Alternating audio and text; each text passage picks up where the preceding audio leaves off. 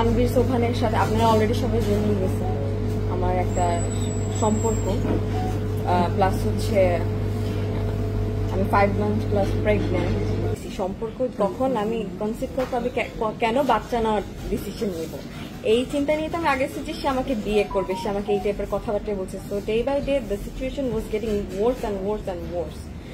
I had to make this decision যে আমার পাবলিকের কাছে আসতে হবে, অরেস মুনিয়ার সাথে যা হয়েছে তা আমার সাথে হবে। ওই দিন রাতে যাই হোক আমি তাকে ওই দিন রাতে ফোন দিই যে আপনি কোথায় আছেন বা কি করতেছেন। তো সে যখন ফোনটা রিসিভ করে, ফোনটা রিসিভ করার সাথে সাথে আমি একটা মেয়ের ভয়েস শুনতে পাই। তো স্বাভাবিক বিষয়, আমি তার গার্লফ্রেন্ড, আমি জিজ্ঞেস করবো আপনি ভিডিও কলে আসেন। ভিডিও কলটা অন করার সাথে আমি কিছু অপ্রীতিকর জিনিসপত্র দেখতে পাই, যার কারণে আমি দৌড়ায় তার বাসায় চলে যাই। তার বাসায় যাওয়ার সাথে সাথে ফার্স্ট অ্যাটাক করে তার দারোয়ান আমার গায়ে। মানে আমি জানি না যে কোন জায়গায় লেখা আছে একটা বাসার দারোয়ান, একটা মানুষকে আটকানোর এখানে অনেক রকমের উপায় আছে, কিন্তু দারোয়ান গায়ে হাত তুলতে পারে না। সেখান থেকে তার বাসায় বডিগার্ড আরেকজন ছিল, মুকুল নামে একজন লোক। উনি আমার চুল এভাবে ধরে উপর থেকে নিচে নামাইছে যে এখানে আসা যাবে না।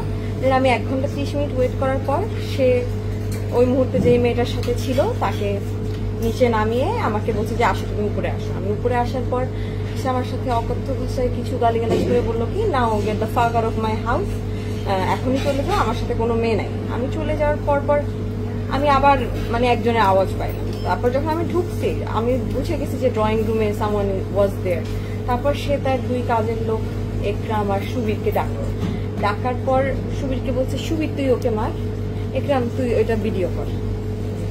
মানে তার বাসায় ওই মুহূর্তে যেই পেইড হোড ছিল, সরি টু সে, ওইটাকে রাখার জন্য সে আমাকে বিভিন্ন ভাষায় গালিগালাজ, মারধর, তার কাজের লোককে দিয়েও মারধর করাইছে।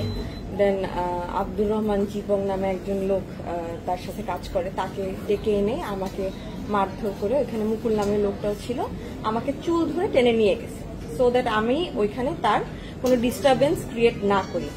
আফটার দ্যাট ইনসিডেন্ট ওইখান থেকে আমাকে তার আম্মার বাসায় নিয়ে যাওয়া হয়।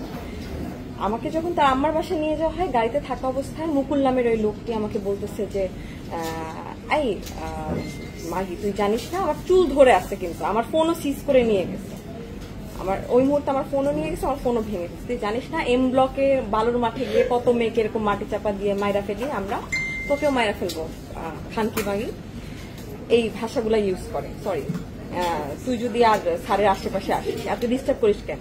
সে এই টাইপের মানুষ, সে তো মনোরঞ্জন করবে, বিভিন্ন মেয়েদেরকে নিয়ে থাকবে।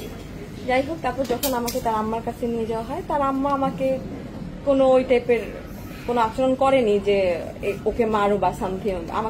আমাকে বলছে আমার ছেলে আশেপাশে থাকবে না, যদি থাকো তাইলে আমি অ্যাকশন নিব, মুনিয়ার যে অবস্থা হইতে ওই অবস্থা তোমার সাথে হবে।